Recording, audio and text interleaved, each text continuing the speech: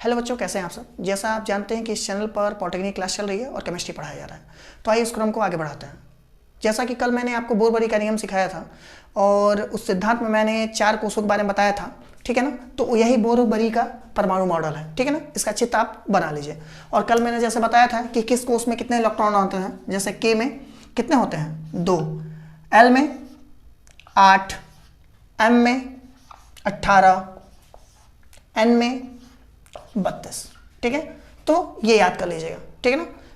इस तरह आपका बोर-बरी का नियम कंप्लीट होता है। कल मैंने एग्जांपल भी आप लोगों को बता दिया था, ठीक है। ये तो रहा बोर-बरी का सिद्धांत। अब आइए हम लोग कुछ न्यूमेरिकल को सॉल्व कर लेते हैं, जो कि परमाणु क्रमांक और द्रव्यमान संख्या पे आधारित है। देखिए बच्चों, यहाँ ब्लैक बोर्ड पे आपको एक क्वेश्चन दिखाई दे रहा होगा।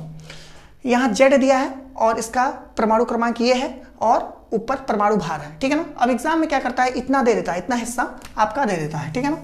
अब पूछ देता है कि इस क्वेश्चन में जो दिखाई दे रहा है पेपर में, उसमें परमाणु क्रमांक और परमाणु भार बताइए। तो देखिए, मैं कल ही बताया था आपको, जो नीचे लिखा रहता है सफिक्स में वो परमाणु क्रमांक कहलाता है और जो ऊपर लिखा होता है किसी तत्व के वो परमाणु भार कहलाता है, ठीक है ना। तो अब देखिए इसका आंसर क्या हो जाएगा। परमाणु भार कितना हो जाएगा, बराबर 14 हो जाएगा, ठीक है ना।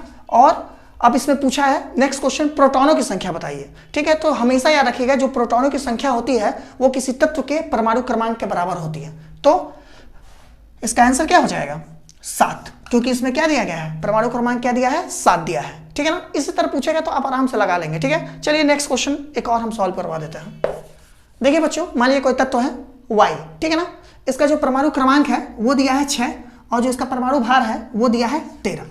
अब एग्जाम में पूछ दिया कि इसका ऐसे पूछ देगा कि इस तत्व में प्रोटॉनों की संख्या बताइए। तो प्रोटॉनों की संख्या क्या होती है, प्रोटॉनों की संख्या यही है, ठीक है। इसी को परमाणु क्रमांक भी कहते हैं, इसी को प्रोटॉनों की संख्या भी कहते हैं। तो हो जाएगा Z बराबर 6, यानी कि P, यही प्रोटॉनों की संख्या भी है और यही परमाणु क्रमांक है, ठीक है ना। अब नेक्स्ट क्वेश्चन पूछ देगा कि इसमें द्रव्यमान संख्या बताइए। तो हमेशा याद रखिएगा बच्चों, जो द्रव्यमान संख्या होता है वो परमाणु भार के बराबर होता है, ठीक है। यानी कि A बराबर N प्लस P, यानी कि इसमें द्रव्यमान संख्या क्या है 13, ठीक है। बस यही हो जाएगा इसका आंसर।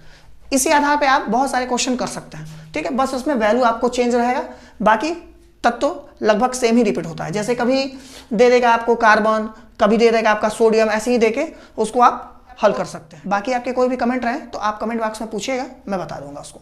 धन्यवाद।